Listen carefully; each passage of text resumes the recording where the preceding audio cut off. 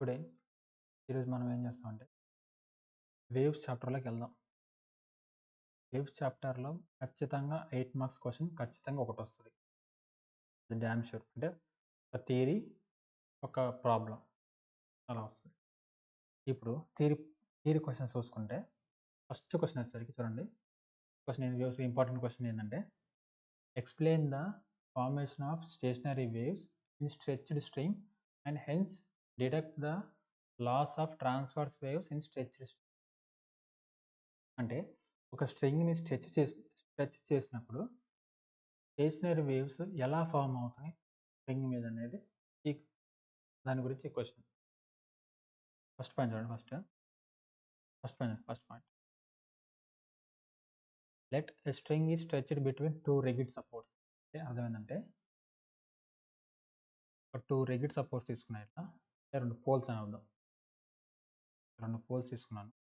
ఆ పోల్స్ మధ్యలో నేను ఏం చేశాను? ఒక స్ట్రింగ్ అనేది కట్టా. అది ఫస్ట్ పాయింట్.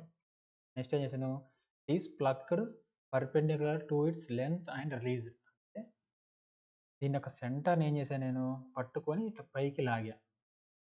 ఈస్ ప్లక్డ్ అంటే లాగడం. ప్లగ్ పర్పెండిక్యులర్ టు ఇట్స్ అంటే ప్లక్డ్ అంటే ఈ లెంగ్త్‌కి పర్పెండిక్యులర్‌గా నేను దాన్ని లాగి వదిలాను. Second point. థర్డ్ పాయింట్ చూడండి. Transverse waves are generated and travel along its length and reflect at the fixed ends. ఇప్పుడేమవుతుంది? ఎప్పుడైతే మనం ఈ స్ట్రింగ్‌ని ఇలా లాగి వదిలిపెట్టామో ఏమవుతది అప్పుడు ఇక్కడ వేవ్ వేవ్స్ స్టార్ట్ అవుతాయి ఇట్లా. ఇలా, ఇలా ట్రావెల్ అవుతా ఉంటాయి. ఇక్కడి నుంచి ఈ ఎండ్‌కి, ఇక్కడి నుంచి ఈ ఎండ్‌కి ట్రావెల్ అవుతాయి. థర్డ్ పాయింట్ అర్థం. నెక్స్ట్ ఏమవుతది? The reflected pulse overlap with transverse pulse and form a stationary waves. అంటే ఇప్పుడేమవుతుంది చూడండి ఒకసారి ఈడ. ఎప్పుడైతే వేవ్ ఇక్కడ జనరేట్ అయింది కదా! మనం ఎప్పుడైతే లాగి వదిలేసామో ఏమవుతది? వేవ్ అనేది జనరేట్ అయ్యిద్ది ఇట్లా. ఇలా వేవ్ అనేది జనరేట్ అయింది. ఆ వేవ్ ఏమవుతది ఇక్కడ? ఎండ్స్ ఉంటాయి కదా! ఈ ఎండ్స్. ఈ ఎండ్స్‌కెళ్ళి మళ్ళీ రిఫ్లెక్ట్ అవుతాయి. ఈ ఎండ్స్‌కెళ్ళి రిఫ్లెక్ట్ అయ్యి మళ్ళీ ఇక్కడి నుంచి ఇంకో వేవ్ వస్తుంటది కదా! ఏమవుతాయి? 2 ఒకదానికొకటి ఇలా ఓవర్‌లాప్ అవుతాయి. అంటే ఇదేమో ఇటెళ్ళే వేవ్, ఇదేమో రిటర్న్ వచ్చే వేవ్. ఇట్లా ఒకదానికి ఓవర్‌లాప్ అవుతాయి. దీన్ని ఏమంటారు? స్టేషనరీ వేవ్ ఫార్మేషన్ అంటారు. అర్థమైందా? అది. ఇదే. ఈ లూపే మనం ఇక్కడ తీసుకున్నాం. ఈ లూపే ఇది. ఇప్పుడు let y1 be y1 equal to A sine kx minus omega T. అంటే y1 అని ఒక వేవ్ తీసుకుంటే దాని యొక్క ఈక్వేషన్ ఎలా వచ్చింది చూడండి. A sine kx minus omega T. అలాగే వేవ్ 2 చూసుకున్న ఒకసారి. వేవ్ 2 ఎలా వచ్చింది? y2 equal to A sine kx plus omega T. ఇది మనకున్న 2 ఈక్వేషన్స్. ఏంటిది? y1 equation, y2 equation. y1 equation, y2 equation. ఇప్పుడు మనం ఏం చేస్తాం? ఈ 2 ఓవర్‌లాప్ అయినాయిగా ఒకదానికొకటి ఇక్కడ చూడండి. ఏమైనాయి 2 ఓవర్‌లాప్ అయినాయి. అప్పుడు మనకి టోటల్ ఒక వేవ్ ఫార్మ్ అయిద్దిగా స్టేషనరీ వేవ్. దాన్ని మనం y equal to y1 plus y2. ఏంటిది? y equal to y1 plus y2. ఇప్పుడు ఈ y1 ప్లస్ y2 చేస్తే ఏమైద్ది మనకి లాస్ట్‌లో y ఈక్వల్ టు ఏమొచ్చింది ఇక్కడ? 2a sin kx cos omega T. ఏమొచ్చింది? y ఈక్వల్ టు ఏది? y1 ప్లస్ y2 ఈ 2 చేస్తే మనకేమొచ్చింది? 2a sin kx cos omega T అని ఒక ఈక్వేషన్ వచ్చింది. ఇది మన స్టేషనరీ వేవ్ యొక్క ఈక్వేషన్. దీన్ని మనం మాగ్నిట్యూడ్ పార్ట్ అంటాం. ఏమంటాం? దీని వరకి. ఈ కాస్ వరకు ఉంది కదా! సారీ.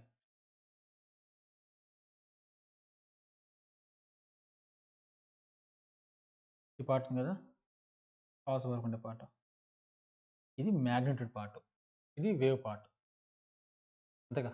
వేవ్ అన్నాక మాగ్నిట్యూడ్ పార్ట్ ఉంటది. వేవ్ పార్ట్ ఉంటది. దట్ మీన్స్ ఆసిలేషన్ ఉంటది కదా! ఆ పార్ట్. ఇది మాగ్నిట్యూడ్ పార్ట్. అదే ఇక్కడ. ఆ పాయింటే ఇక్కడ మనం రాసుకోవాలి. The resultant amplitude of the wave AR is 2a sin kx. Next point చూడండి. నెక్స్ట్ పాయింట్ ఏం చూడండి ఒకసారి. ఇప్పుడు స్టేషనరీ వేవ్స్ ఫామ్ అయినాయి మనకి. ఏమని? స్టేషనరీ వేవ్స్ ఫామ్ అయినాయి. ఈ స్టేషనరీ వేవ్స్ ఫామ్ అయిన తర్వాత దాంట్లో హై పిచ్, లో పిచ్, హై పిచ్ అనకూడదు కానీ హయ్యర్ మ్యాగ్నిట్యూడ్, లోయర్ మ్యాగ్నిట్యూడ్ అంటారు. మ్యాక్సిమం మ్యాగ్నిట్యూడ్, లో అంటే maximum magnitude and minimum magnitude అనుకోవాలి. అంటే చూడండి ఇక్కడ ఇలా వేవ్ ఫామ్ అయింది కదా. సపోజ్ ఒక వేవ్ ఇలా ఉందనుకోండి. ఒక వేవ్ ఇది ఏంటి? మ్యాక్సిమం పార్ట్, ఇది మినిమం పార్ట్. ఇది మ్యాక్సిమం పార్ట్, ఇది మినిమం పార్ట్. అట్లానే ఈ వేవ్లోకి వచ్చరికి మ్యాక్సిమం పార్ట్ ఏంది? ఇది మ్యాక్సిమం పార్ట్, ఇది మినిమం పార్ట్. అదే పాయింట్ ఇక్కడ చూడండి. In stationery wave maximum amplitude position ఏమంటాం? యాంటీనోడ్ అంటాం. In stationery wave maximum amplitude position is called antinode. అంటే ఈ స్టేషనరీ వేవ్స్ ఫామ్ అయినాయి కదా. ఆ స్టేషనరీ వేవ్స్లో మ్యాక్సిమం యాంప్లిట్యూడ్ ఉంటారు కదా. ఆ మ్యాక్సిమం యాంప్లిట్యూడ్ని ఏమంటాం మనం? యాంటీనోడ్ అంటాం. ఏమంటాం? యాంటీనోడ్. అండ్ చూడండి నెక్స్ట్ ఏంటిది? Minimum amplitude position is called node. ఇది మినిమం అంటే చెప్పాక ఇక్కడ ఈ పార్ట్ అంటే ఇది ఇక్కడ ఏమంటాం? దీన్ని ఏమంటాం మనం? నోడ్ అంటాం. అదేవిధంగా ఏంటిది? మ్యాక్సిమం పార్ట్ని యాంటీనోడ్ అంటాం, మినిమం పార్ట్ని నోడ్ అంటాం. నెక్స్ట్ చూడండి, ఇక్కడ కొన్ని టర్మ్స్ ఉంటాయి మనకి. ఏంటిది? ఎల్ అంటే ఏంది, టీ అంటే ఏంది, ఎం అంటే ఏంది మనం ఇక్కడ రాసుకుంటాం. Right? L is equal to length of the wire. అంటే ఇందాక తీసుకున్నాం మనం ఇక్కడ వైర్. చూడండి ఇక్కడ వైర్ తీసుకున్నాం కదా, ఈ wire. Let length of the wire L and T is the tension of the string. అంటే ఆ టెన్షన్ అంటే ఏంది? అంటే ఆ తాడుని మనం ఎంతవరకు లాగొచ్చు. టెన్షన్ అంటే ఏంది? ఆ తాడుని మనం ఎంతవరకు లాగొచ్చు. ఒక తాడు ఇలా ఉంది, దీన్ని ఇటు మనం లాగుతూ ఉంటాం. ఎక్కడో ఒక పాయింట్ దగ్గర మనకి అది బ్రేక్ అయిపోయింది. ఏమిటి? బ్రేక్ అయిపోయింది. అంటే అంటే అది ఎప్పుడు వరకు విత్స్టాండ్ లేదో దాన్ని మనం టెన్షన్ అంటాం.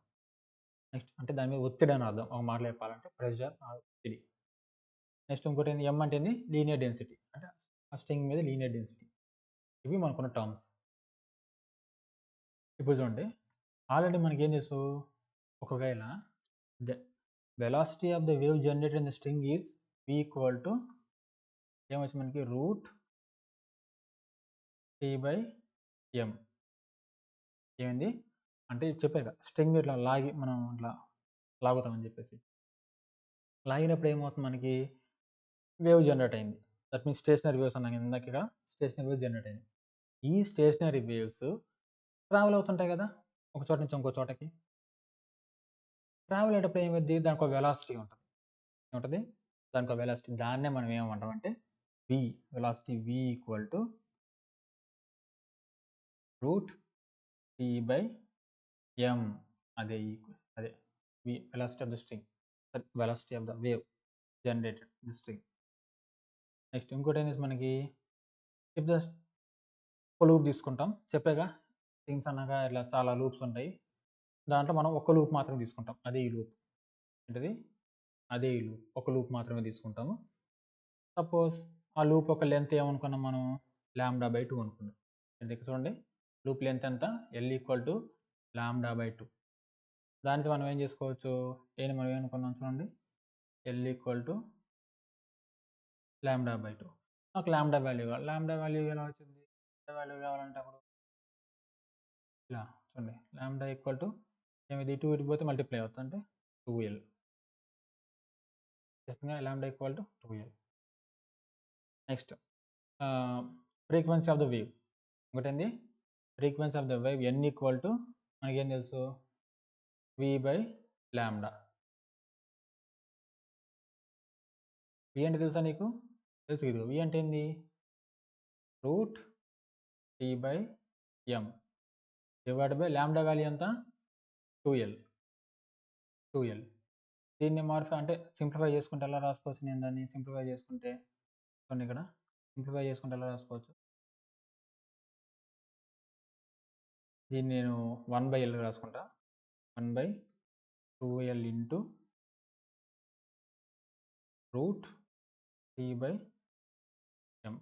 అంతేగా ఈక్వేషన్ ఇచ్చింది ఎన్ని చూడండి ఏంటి చూడండి ఫ్రీక్వెన్సీ ఆఫ్ వేవ్ ఏమొచ్చింది చూడండి n equal to v by velocity by lambda. v అంటే ఏం తీసుకున్నాం మనకు route t/m divide by lambda 2l. దీన్ని నేను కొంచెం మోడిఫై చేసుకుంటే ఎలా రాసుకోవచ్చు అంటే 1 బై ఇంటూ రూట్ t/m రాసుకుంటా. ఇది నా వేవ్ యొక్క ఫ్రీక్వెన్సీ. దీన్ని ఏమంటారు అంటే ఫండమెంటల్ ఫ్రీక్వెన్సీ కూడా అని అనొచ్చు. This frequency is called fundamental frequency. అంటే ఏంది ఈ ఫ్రీక్వెన్సీ దట్ మీన్స్ ఈ 1/2l ఇంటూ రూట్ t/m ఉంది కదా, దీన్ని మనం ఏమనుకోవచ్చు fundamental frequency of the stationary wave. చెప్పాను ఇందాక స్టేషనరీ వేవ్ జనరేట్ అయింది, దాని యొక్క ఫండమెంటల్ ఫ్రీక్వెన్సీ. నెక్స్ట్ సిమిలర్లీ ఇదేంది ఒక్క లూప్కి ఈక్వేషన్, దేనికి ఇది ఈక్వేషన్ ఒక్క లూప్కి. అదే స్ట్రింగ్ అన్నాక చాలా లూప్స్ ఉంటాయి కదా, 1 2 3 4 ఎక్సెట్రా ఉంటుంది. దాన్ని మనం ఏమనుకుంటాం ఒక p లూప్స్ ఉన్నాయి అనుకుందాం. Similarly the string vibrates with p loops, అంటే ఒక స్ట్రింగ్ ఫలానా p లూప్స్ తోటి వైబ్రేట్ అవుతుంది. అర్థమైందా? p లూప్స్ వైబ్రేట్ అవుతుంది. అప్పుడు దాని ఫ్రీక్వెన్సీ ఎంత అంటే p into individual loop. Individual loop అంటే ఎంత 2l బై అదే 1/2l into root by t/m. దీన్ని మోడిఫై దీన్ని సింప్లిఫై చేసుకుంటే p by 2l into root t/m వచ్చిందిగా. n ఈక్వల్ టు ఏంది frequency of p loops, number of p loops. Okay అయిపోయింది. Next దీని యొక్క లాస్ ఆఫ్ ట్రాన్స్వర్స్ వేవ్స్ చూడండి. Next laws of transverse waves stretched wing. Stretched wings ఉన్న అదే stretched string ఉన్నప్పుడు దానికి ఒక ఏమేమి లాస్ ఉంటాయి మనం డిస్కస్ చేస్తాం. ఇక్కడ చూడండి బాగా ఇంపార్టెంట్ అయింది. ఇప్పుడు మనం ఏం చేయాలంటే ఒక ఈక్వేషన్ గుర్తుపెట్టుకోవాలి. ఏంటిదంటే ఈక్వేషన్ ఇదే. ఏంటిది ఫండమెంటల్ ఫ్రీక్వెన్సీ. మనకి ఏం తెలుసు ఫండమెంటల్ ఫ్రీక్వెన్సీ చూడండి. ఇక్కడ ఫండమెంటల్ ఫ్రీక్వెన్సీ ఇదే కదా, n అంటే ఏంది ఫండమెంటల్ ఫ్రీక్వెన్సీ కదా. ఏం తెలుసు మనకి 1 by fundamental frequency n equal to 1/2l into root t/m. ఇది నువ్వు బాగా గుర్తుపెట్టుకోవాల్సిన ఫార్ములా. అర్థమైందా? ఈ ఫార్ములా గుర్తుంటే ఈ 3 లాస్ నువ్వు రాసేయచ్చు. ఫస్ట్ లా, సెకండ్ లా, థర్డ్ లా.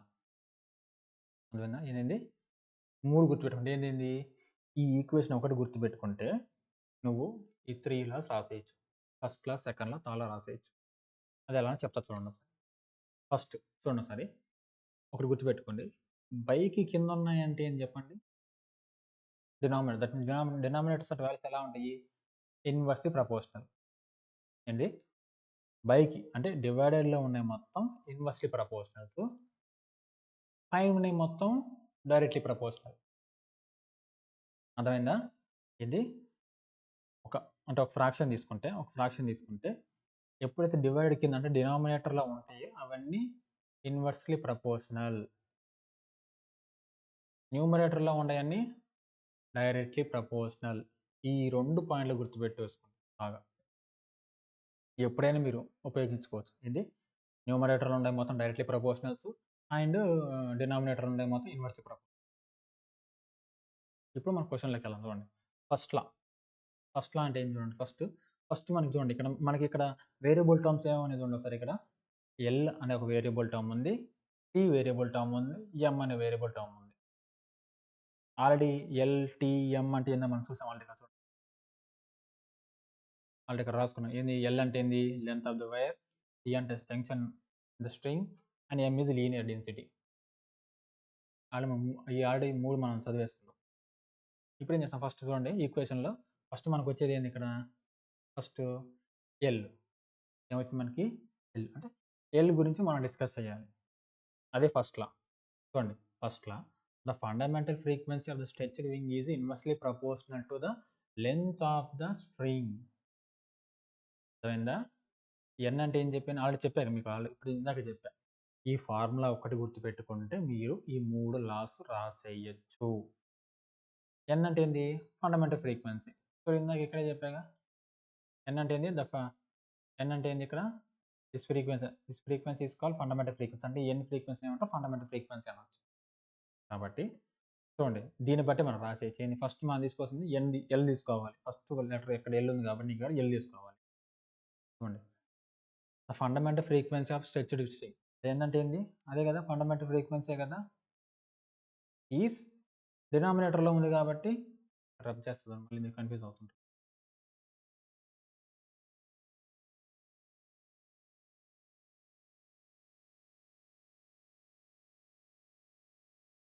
చూడండి ఏంటంటే ఏంది fundamental frequency. The fundamental frequency of a stretched string is inversely proportional to the length of the string. అంతే కదా. ఫస్ట్ ఏంది ఎల్ అనేది ఎలా ఉంది డినామినేటర్లో ఉంది. డినామినేటర్ ఏం చెప్పాను మీకు ఇన్వర్స్లీ ప్రపోర్షనల్. అంతే అదే పాయింట్ ఇక్కడ. The fundamental frequency of stretched string is inversely proportional to length of the string. L అంటే ఏంది లెంత్ ఆఫ్ ద స్ట్రింగ్. ఈ మిగతాన్ని కాన్స్టెంట్ పెట్టుకోవాలి. Keeping where T M and constant అంటే టీని ఎంని కాన్స్టెంట్ ఉంచుకోవాలి ఫస్ట్ లాలో. అదేనా మళ్ళీ చెప్తా వినండి ఒకసారి. ఫస్ట్ లా అంటే ఏంది ఫస్ట్ మనకి ఏముంది ఎల్ ఉంది కాబట్టి దాన్ని ఫస్ట్ లా అనుకో.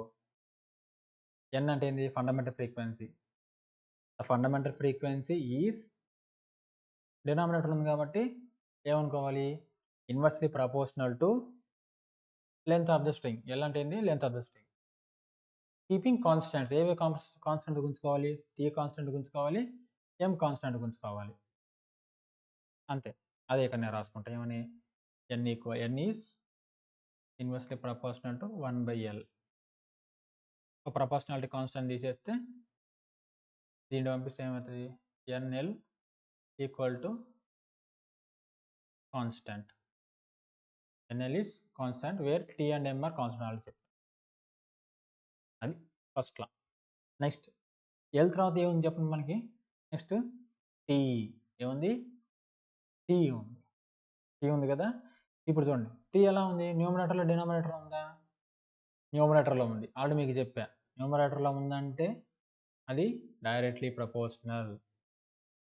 రాసేద్దాం చెప్పండి చూడండి సెకండ్ లా ఎన్ అంటే ఏంది the fundamental frequency of a stretched string is directly proportional to square root of the tension. ఏంటిది అంతే కదా. ఇది మామూలుగా లేదు ఇందాక ఇది ప్లేన్గా ఉంది ఇప్పుడు ఎలా ఉంది స్క్వేర్ రూట్లో ఉంది కాబట్టి square root of tension. Keeping L and M constant అంటే టీని మనం చూస్తున్నాం కాబట్టి ఎల్ ఎం కాన్స్టెంట్ ఉంచుకోవాలి. అదే పాయింట్ చూడండి. అదే మళ్ళీ రిపీట్ చేస్తాం మళ్ళీ రిపీట్ చేస్తాం చూడండి మర్చిపోకుండా.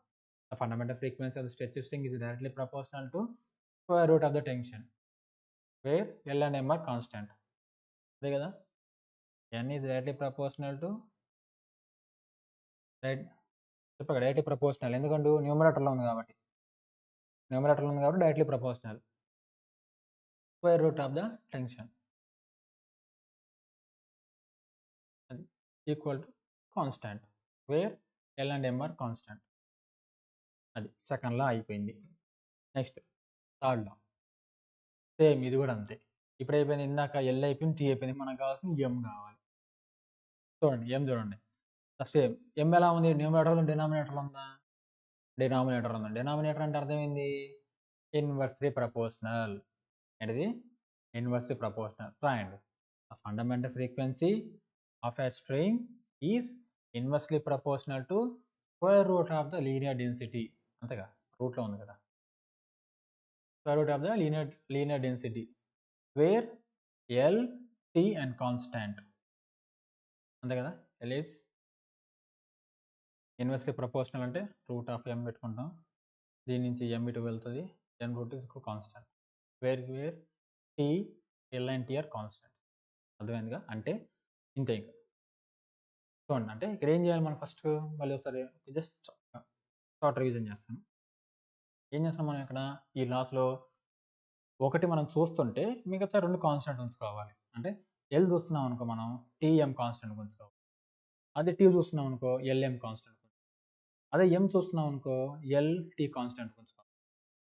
అది ఇక్కడ చూడాల్సింది మనం. అది ఒకవేళ ఈ వీడియో కానీ మీకు నచ్చినట్టయితే మీ ఫ్రెండ్స్కి షేర్ చేసి లైక్ చేయండి. మీకేమైనా డౌట్స్ ఉంటే కామెంట్స్‌లో ప్లేస్ చేయండి. నేను మీకు క్లియర్ చేస్తాను మీ డౌట్స్ అన్నీ. Thank you.